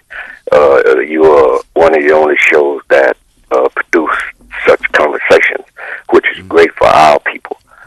You were talking about the news media. The news media promote racism. You can tell how they when they talk. The journalist produces conversations about African Americans is always in a negative connotation. Mm-hmm. They don't want to put positive stuff up for us. Mm-hmm. Now, when Mr. Deion Sanders and his spouse was going through, they were on TV every day. Mm-hmm. But there was another cowboy that don't look like us. Him and his wife was going through. They asked for privacy. They was not put on the news at all. You talking about Troy Aikman? Yes. Mm-hmm. And, no, you didn't see all this drama with his divorce. No. And the next thing is that our problem is, Reverend, is that people look like us who have a lot of money. I don't understand why they don't put together a syndicate television station where the news can come out and be promoted equally. Mm-hmm. Because that's our problem. We don't own nothing. Mm-hmm. Now in the city I live in, right. we don't own nothing but a beauty shop and a barber shop. We have to buy from other folk. Mm-hmm. So they don't have to respect us when they know we have to spend money with them. That's right. We need to have entities of our own. Mm-hmm. Now, Mr. Josh Brent, every time they turn around, they drown in him. But there were police officers who was caught drunk. There was a police officer on with a Hispanic woman that killed her, but they wasn't put up in the news like that. Mm-hmm. When Mr. Rick Perry violated the law and had to pay that $1,500, they didn't put that up in the news. But every time we sneeze wrong, we are up in the front of that camera. Mm-hmm. And that's promoting racism. Well, they don't realize, a lot of people don't realize, is how you frame anything. You can frame something that's terrible and frame it in such a way it don't seem so bad. Then you can frame something that's basically nothing, and it seems like it's the worst thing in town, and it'll be the lead-in story for a while and everything. So, but if you start listening with a third ear and observe how stories are framed in this city, you'll find that most stories about African Americans is always framed in a negative manner. That's right, sir. All right, Yes, thank you're you. right. Mm-hmm. All right. Clear the line, 972-647-1893, 972-647-1893. Let's go to line 4 and say good morning to Frank. All righty. Good morning, Frank. Frank, are you there? We lost him? All righty. 972-647-1893. Let's go to line 1 and say good morning to James. All righty. Good morning, James. Yes, good morning, Rev Barnett. James in Palestine. I appreciate you always and everything been said before I speak. Mm-hmm. Something you said early on about try the spirit. I got some songs that a lot of us probably have heard, whether we're in church or out of church, that might touch somebody's heart. One of them is from right there in Dallas, Texas. JT, it's cheaper to keep her. Mm-hmm. Another one is same thing it took to get your lady. It's going to take the same thing to keep her. Mm-hmm. Another one is treat her like a lady. Another one is take time to know her. Like you said, try the spirits. We need to take time out. Those of us that said we grew up in a home where we didn't have a father figure, we got community figures. It takes a village. Go to church, read your Bible, and get yourself together and ask around in the community and become responsible. Like Reverend Wright be saying, all the things he be saying about we need to come together. And when we hear me talking about the preachers and the pastors at the church, I get in a lot of conversations down here because the preachers coming in this weekend for funerals and church services, but the people are like sleep going to slaughter, and we need to do something about it. And I talk to preachers and things, but they get all upset because I think they fear membership or whatever, Reverend Barnett. And I hear what you say when you tell me it's not all the pastor's fault, but I just say much given, much is required. They need to not only come in and collect a paycheck and say a few good choice words each year preaching and get on back out there. We need them to really get involved. And down here in Palestine, Anderson County, that is not happening. And I feel like you said about Reverend Ron Wright down here in Palestine, without Mr. Isaac Wynn and some of the others that come along with me, we're just in a dire straight situation down there. But I appreciate the encouragement I get when I listen to you and when we talk and all the civil rights justice speakers in your area there. I appreciate all of you. Well, we certainly appreciate the fine work that you are doing, James, and all of y'all that are really standing on the walls of Palestine, and y'all crying out, and you're taking action against those who would be perpetrating wrong against you. So y'all keep up the good work down there in Palestine. Yes, sir. And Reverend Dr. Barnett, Reverend Barnett, the Confederate flag, as you saw on the TV with Reverend Sharpton talked about it, and many others, that guy were waving up there at those gate crashes and all. Every one of them all should have been arrested, and Sarah Palin and all of them. All of them are criminals, and they just bypassing that like it's okay to do that. If you had been a bunch of black people or Hispanic people, Chicanos and all up there, they had all kind of weapons firing on us like at the Alamo or something. But they let those political people and those people and those World War II veterans, they ought to be ashamed of themselves. I don't care what age you are. You violating the law like that and you think that's all right? It is not all right. And that's very disrespectful, you know, and I'm an honored, discharged veteran and all, but I don't agree with all that BS going on up there. All right. Thank you so much for your time. All right, thank you. That clears the line. 972-647-1893. 972-647-1893. Let's go to line 2 and say good morning to Alexander. All righty. Good morning, Alexander. Good morning, Rev Barnett. How are you today, sir? Fine. How are you this morning? I'm a little upset. I'm listening to your show. It's nothing like I'm listening to your show and listening to my people call in, and I think we suffer sometimes for a lack of knowledge. I listened to the lady call in about losing her child and she was abused. I listened to the guy call in who's been in jail and he supposedly knocked the woman's teeth out of her mouth and things of that nature. And my heart hurts, Reverend Barnett, when I hear my people calling in, and it seems like they're troubled, and it seems like the biggest thing is that they suffer from a lack of knowledge. It's all, I don't know what it is, but I don't know whether it's knowledge or opportunities. Then I heard my other guy calling in about, the city of Dallas and about how, how we're being unfairly treated, or we're not getting the support we need when things happen, or the media coverage we need when things happen. And Reverend Barnett, I go back to one thing, having equal opportunities, having the finances we need, having the education we need as a people in order so we can keep ourselves out of these situations. Or when these situations happen, we can deal with them the proper way. And I hate to say it, but the most way to deal with them is to get proper counsel. Or, I have opportunities. What if they don't have the finances to get the proper counseling? But I'm saying it's a deeper rooted issue, Reverend Barnett. Okay. What are some of the things you're doing? What are some of the things I'm doing? I actually, it's not advertising, but I worked with this company called Exit Financial Group. They helped me out.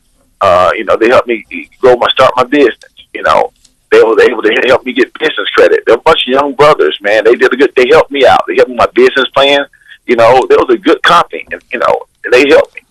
Okay, how would that help you? How did they help you in domestic violence, which we were talking about? The thing about most domestic violence happens because of stress, unnecessary stress, financial stress.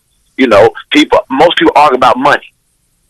That's the biggest issue. If you look around, most domestic violence happen in our lower income families because they don't. Hold up. No, don't put that out there. I said most, not all. No, don't even put most out there. No. It goes across all economic lines, racial lines, whatever, social lines. No, don't put it on just poor people, because millionaires and billionaires and everybody else have problems with domestic violence.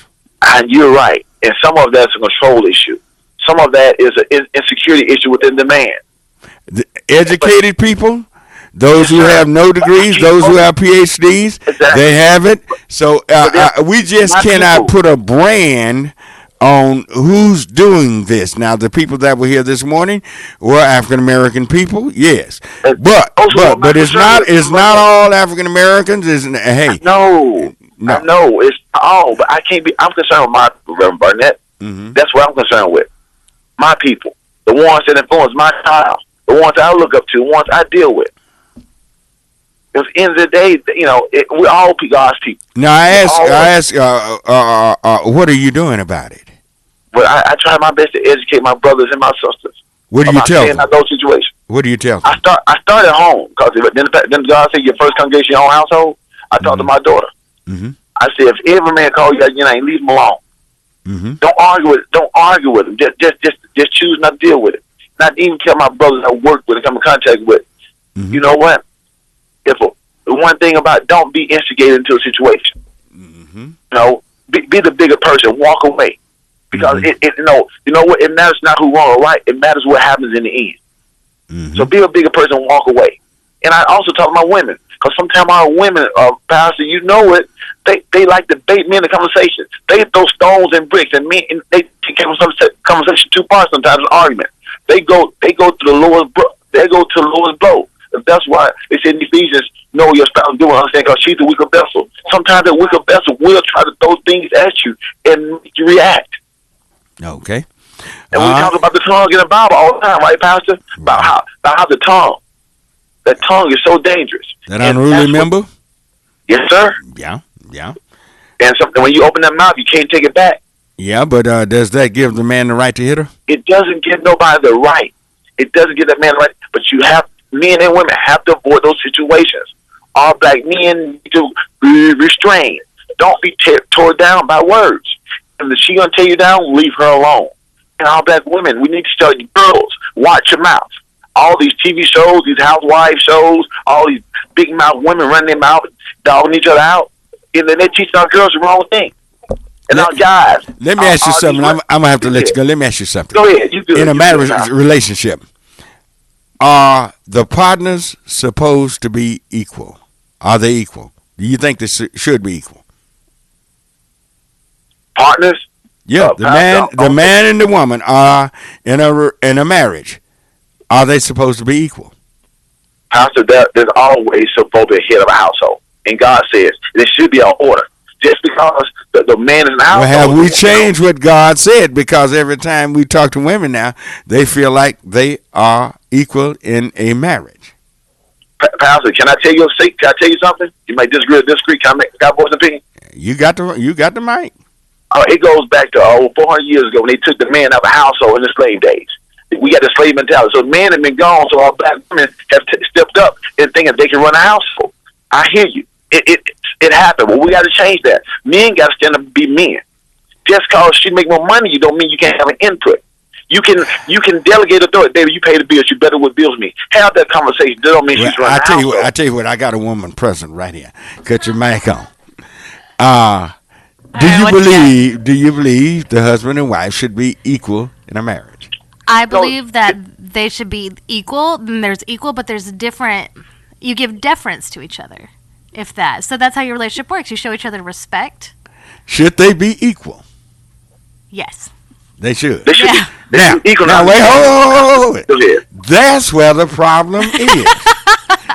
Do you believe in the Bible? I do. Bible don't teach that. Well, there's a difference between being unequal and being head of house, I think. Whereas big decisions, I'm not going to do any big decisions. Equal in authority in a home. That's really what we're talking about. We're not talking about one just being superior, but equal authority in a home. Do you think the authority should be equal? The authority should be equal. Let's think about that. I think that, yeah, kind of, but kind of not. Like, I'm not going to do anything. Brother, this is where your problem lies. Now, I'm making a lot of women mad out there, but the Bible directly teaches the man is the head of the wife.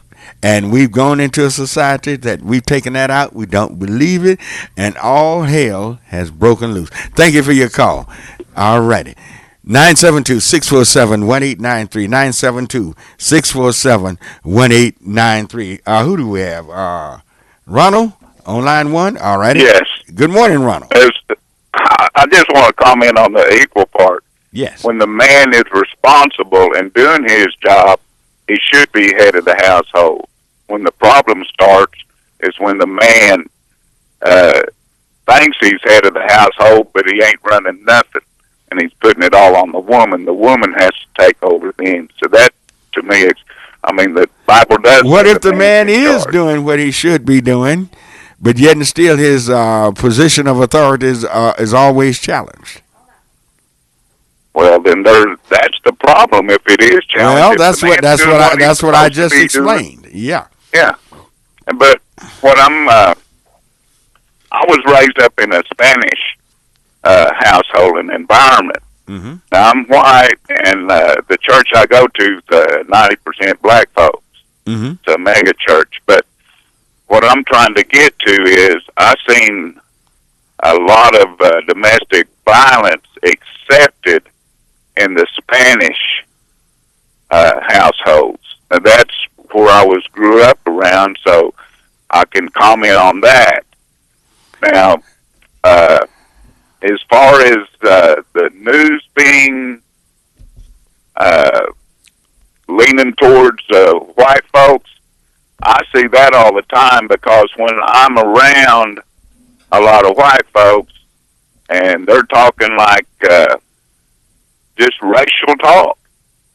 Yeah, and that's true. And if they're always being brainwashed, and that racism is being reinforced by the media, because if you thought if there's any crime, you would think African Americans, Hispanics committed every crime there is and did everything that was wrong, and when they do something, it's just a little good old boy, it's just something, just a little bypass or something. But when African Americans do something, oh my God, it's the worst thing ever happened. We're the worst people on earth. Well, that's because whites run the media, and they do that until African Americans, till we come together. That mega church that you're talking about, you're a member of, can buy a TV station, buy a channel. One thing about Hispanics, they are smart enough. They came up with Telemundo. They have several channels. They can get their message out to their people, where we can only depend on a handful of radio stations across the nation to give our side, to let people hear what's really, truly going on. So it is so racist, and I'm glad that you're an open-minded white man that really see things as they are. All right. Yes, well, I've been listening to your station for a long time. Mm-hmm. But you know, our churches are segregated. You know, I mean, I've got a beautiful church, but it's but black people sure didn't do it. While they were having church inside their building, we started our churches out under trees and had to preach there, out in the fields. But God might have allowed this to happen for us to get our heads together, because there's so much in that Bible that Caucasian preachers will not tell black people. And black people will only learn to a knowledgeable African-American preacher who has the courage and has the skills and the education to do all of this. And a lot of blacks in white churches feel like they're in the right place and everything, but they don't realize they're being shortchanged, because they're not going to truly hear the whole story about who those people were and what it was truly all about. I tell you what, we're up against a short break, and you can call us at 972-647-1893. We'll be right back. The third annual Knon Halloween Fey Voodoo Party is coming to Poor David's Pub this Saturday, October 26th. Doors will open at 8 o'clock, and we will be entertained with the spooky swamp sounds of JB and the Zydeco Posse. We may not be able to go to haunted New Orleans for Halloween, but we can recreate the spirits of NOLA here. There will be costume contests with prizes for the scariest, most original, and most Cajun costume, a raffle, and more. This is Jimbro from Monday night's Cajun Zydeco Music Party, and it's my birthday. I will be bringing dinner from David's Seafood Grill in Cedar Hill for the first 75 people. This is no trick. This is my treat. Advance tickets are available at knon.org and Forever Young Records in Grand Prairie. That's the third annual Knon Halloween Fey Voodoo with JB and the Zydeco Posse, celebrating my birthday with dinner, costume contest, and more this Saturday night, October 26th at Poor David's Pub, located at 1313 South Lamar in Dallas. This is a Knon benefit event. SeniorSnet provides much-needed services to low-income seniors over 60 who are struggling with hunger, health complications, or completing everyday tasks. SeniorSnet has assisted over 4,000 elderly through its ongoing programs so they can live independently in their own homes. Services have included grocery shopping and delivery, handyman services, and lawn care, to name only a few. SeniorSnet, located in Richardson, is operated through the Network of Community Ministries, a 501c3 nonprofit. SeniorSnet is helping seniors remain independent and continue to live with dignity Milwaukee. Seniors Net phone number is 972-234-8880. Their email is info@thenetwork.org. KNON Massive Gospel Explosion 2013 Benefit Concert. Saturday, October 26th at Faith Fellowship Church, 115 Industrial Boulevard in McKinney, Texas. Featuring Anthony Brewer, Natalie Gore, Team Faith Fellowship Church Choir, Pastor Benita Tyler Scott, Christopher Dandridge, and the Sounds of Worship Choir. Hosted by KNON's own Greg A. Smith and EMA. Donations will be encouraged and appreciated to keep gospel programming on KNON. That's the KNON Massive Gospel Explosion 2013 Benefit Concert, Saturday, October 26th at the Faith Fellowship Church, 115 Industrial Boulevard in McKinney, Texas. Doors open at 5 and concert at 6 p.m. Information 972-342-1852 or 214-908-9548. This is a KNON Benefit Concert.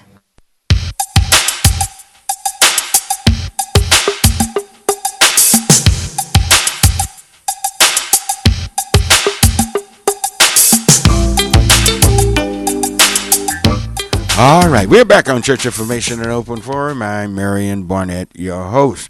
All righty, let's go to line 1 and say good morning to Helen. All righty, good morning, Helen. Good morning, Rev Barnett. Fine. How are you this morning? I'm just fine. How about yourself? I'm doing fine. Good. I want to make a comment on domestic violence, and I'm gonna make it short and sweet. I believe, and I'm a born again believer. I believe that if a man is following God in the household, he should be head of the household as God says he's supposed to be. But even then, he and his wife have authority in that house. They have the same amount of authority? They have the same amount of authority. If he's Helen, let me ask you something. If he's following God, Helen, and the woman is doing what she's supposed to do, following him in the way it's set up in the Bible, they both have authority in that house as equal. Helen, that's my comment. Helen, let me ask you something. Are you there? Yes, I'm here. What if you open your door and there stood a man with 2 heads on his body? What would you do? Close the door. I know you would. And those relationships that God has placed in order the way he wants them, he closed the door on a lot of relationships. This is why we're having so many problems. The Bible definitely teaches the man is the head of the wife. So it's Christ is the head of the church. That's true. I believe that. So do we argue with Christ about the way we don't like the way he run the church? There's so many men that's not doing that, Reverend Barnett. And yeah, you know but you described a man that was doing right, and you said he ought to be evil. I'm not going to argue about that, but there's so many men that's not doing that. So that's a big mess up too. Do you have a husband? Helen, you got a husband? Yes, I do. Oh boy. I sure do. Oh boy. Where is he? My husband is going out of town to a funeral. Oh, God. And that's my comment. And don't whip him when he get back. Don't whip him when he gets back, Helen. I will not. I'm not that type of woman. Yeah. I'm secure in my own self. Right, yeah. And that's my call and comment. And that's what I know to be true biblical. Don't whip that man when he get back. All right, thank you, Helen. 972-647-1893 is the number to call. Let's go to line 3 and say good morning to Imani. All righty, Imani. Good morning, everybody. How you this morning, Imani? Oh, you got them stirred up this morning. Yeah, I'm having some fun here this morning. These women tell me, don't you? We're even. We're here. Let me tell you something about life, and I found out something about life. There, in a partner relationship and a marriage, the two are never even. One is going to eventually overtake the other. Watch it. From 66 years of experience, I've been watching. Mm-hmm. And there are not women has asked for equality. Once they get equality, they're going to take over. Right. Yeah, I said it, women. I can see the phone looking mad. The phone is frowning up. You women, now just watch it. Watch what I tell you. Right. That's right. I watch it all the time. All right. But I tell you what, we was at the 18-minute the Million Man March anniversary. Mm-hmm. and we talk about reconciliation, Mm-hmm. and we talk about our role as men, and that's what the 18 years ago was about. Right. And what we did, we made a vow. We made a vow that we were going to be better husbands, and we not this time. This time we actually thousands of us committed to do something better with our families and wives and stuff. In fact, I'm one of them. Mm-hmm. And we like I say, we'll for a few months now we'll have our own bank, radio station, land, and everything. We'll be able to be better men. But most of our men are locked up. You know, we don't have any men. So the white women and then the white ladies are getting the rest of our men, and homosexuality is getting the rest of them. So right now we're just trying to save the few we have, and I'm one of the good ones. All righty. And you don't want to be trampled on. All right, I understand you. All right. Okay. Thank you for your call and comment. That clears the line, 972-647-1893. Who was next? Tony? Give me Tony on line 2. All righty. Good morning, Tony. Hello, Tony. Are you there? Going, gone. All righty. Get me Ike on line 4. Good morning, Ike. Good morning. How you doing, Rev Barnett? Fine. How are you this morning? Doing great. I don't want to talk about all that other stuff they talking about, but I was listening at you and Reverend Wright this morning, talking about the incident that went down in the police shooting, and I'm just going to mention some, but I really want to talk about Proposition 9 and on the voters ballot right here. Right. But right now, I did notice one thing. Y'all was talking about the media and how the media is so unfair. But I noticed the media never did name the district judge that refused to sign the arrest warrant that Chief Brown asked for. I never heard of a police chief asking for an arrest warrant and couldn't get it from a judge. So, did you find out who the judge was? Haven't found out. They said it's a district judge. So it's not a municipal judge if he's a district judge. No. This is criminal. No, this is not a municipal judge. Yeah, but what I'm saying, he's got to be elected judge, and I don't. It's kind of like they're telling Chief Brown he ain't running the show because he asked for a warrant. If he asked a warrant for your arrest, whether you've been indicted or not, the indictments a lot of times come after the arrest. But anyway, I'm gonna leave that alone. But on Proposition 9, I've been so concerned about that on the ballot. I just noticed that this commissioner of judges, a commissioner that Rick Perry's supposed to put in power down in Austin, is asking for more power. But nobody's saying what kind of power are we going to give these people? What laws they're trying to go in and change, and what codes, anything. It's just on the ballot. It's like we voting in the blind. So I'm gonna get a state representative on here. I'm gonna get Eric Johnson. And I really want to see this answer because right now I would not vote for Proposition 9 because you got the governor, this governor, going to make these appointments, and I don't trust this governor. Right. I don't trust him. And if you get Greg Abbott as governor, that's even worse. So I mean, my God, I wouldn't trust him. But now, right now, if I had to vote, and I'll ask Eric, I definitely would not vote for Proposition 9. Well, let me say this, I'm gone. People don't understand. If you vote for Proposition 9 to give these commissioners the power to pull down judges, then Rick Perry comes in and appoint judges, and every judge he's appointing is a Republican judge, and we voting. Dallas is a Democrat city right now.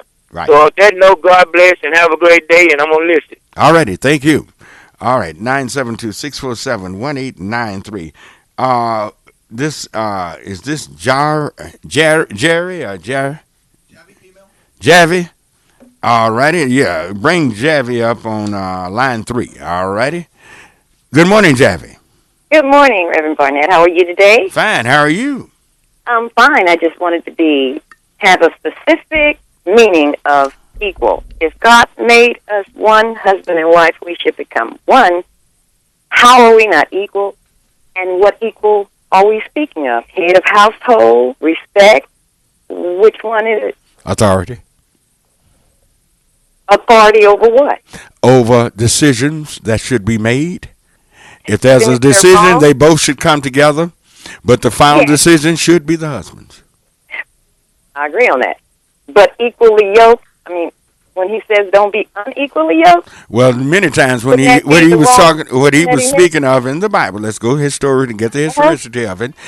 He was talking about Israel marrying people of other nations who did not believe in the same God as the God of this universe, the same God of Abraham, Isaac, and Jacob. That's what he was talking about, being unequally yoked. Okay, so you're speaking of authority and decision. Mm-hmm. So I wonder if the decision he makes is 100% wrong. Well, does that not give her the right to say, no, honey, this is not right? No, because nobody, I mean nobody, other than Jesus, have ever been 100% right on this earth. But to test, always keep testing his authority to make decisions because you fear he might make the wrong decision, destroys his self-esteem.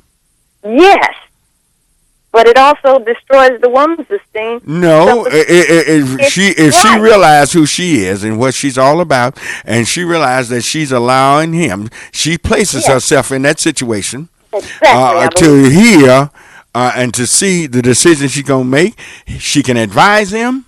She can tell him that she believes it's wrong, and if he still don't make the right decision, it was his decision, and it was God that put him in the position to make that decision. That's great. Thank you so much, and you have a blessed day. All right. Thank you. All right. The clears the line, 972-647-1893. Do I have enough time to get a call in my job line? Yeah, job line's online. Okay, let's take Arlene.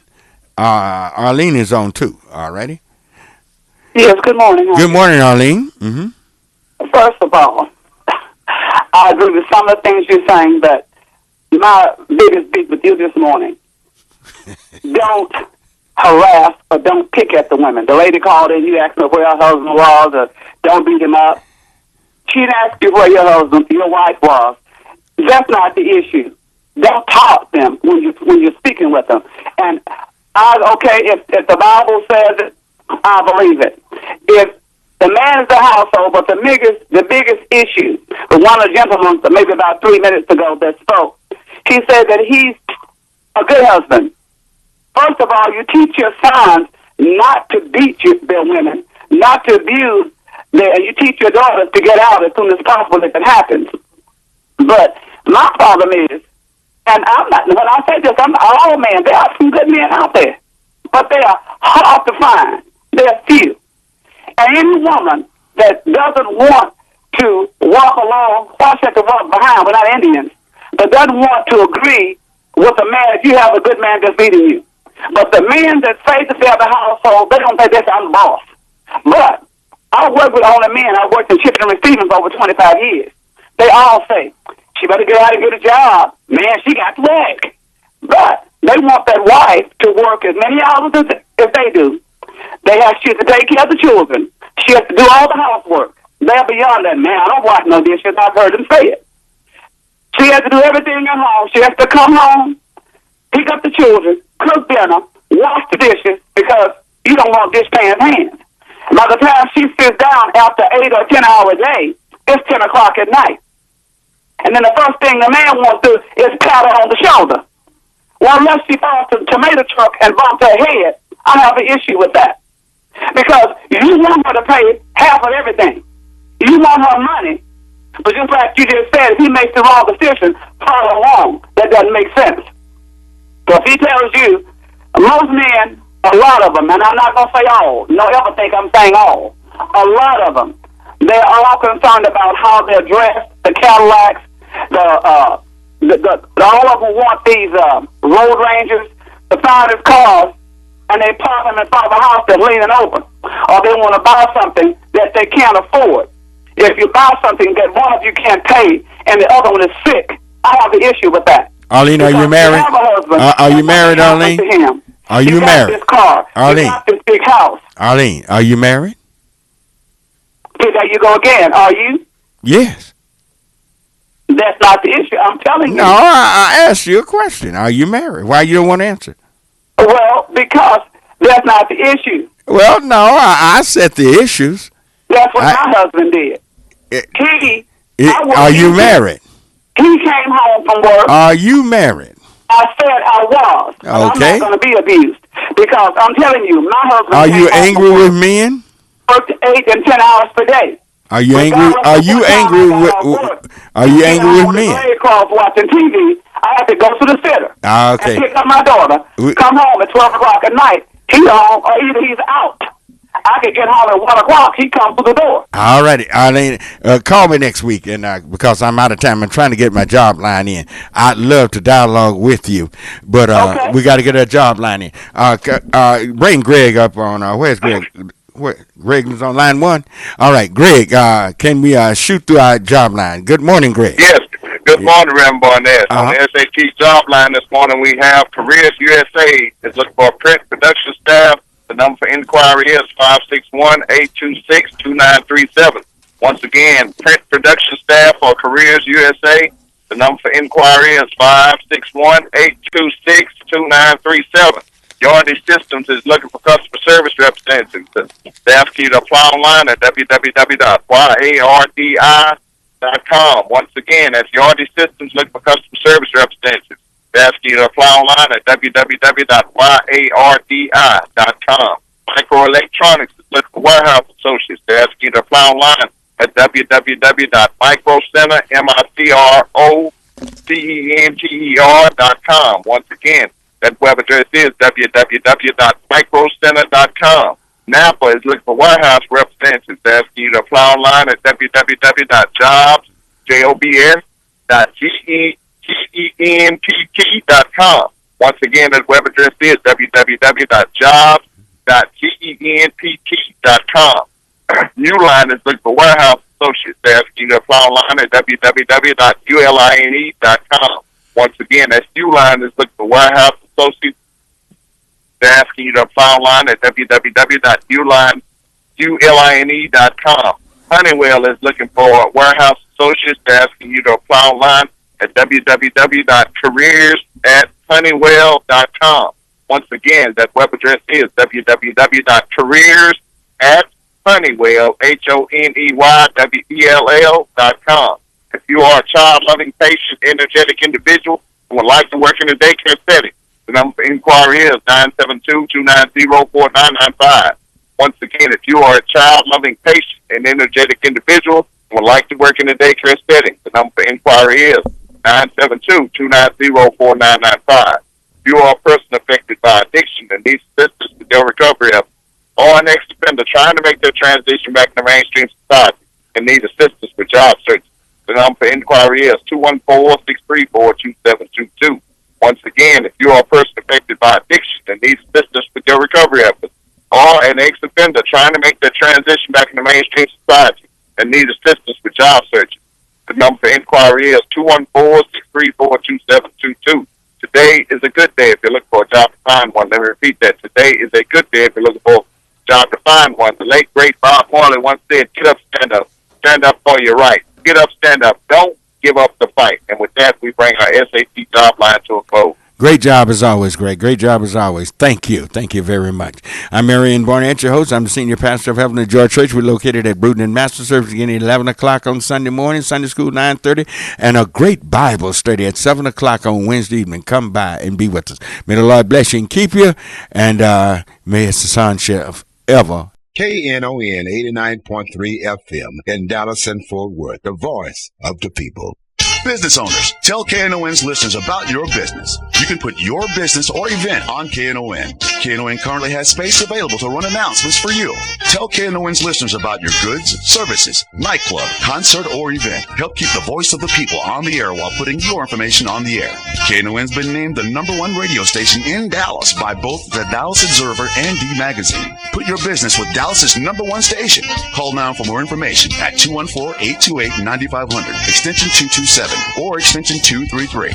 For more information, go to KNON.org and click on the Run Spots on KNON page. It's a great way for your business to support community radio while letting more people know about you.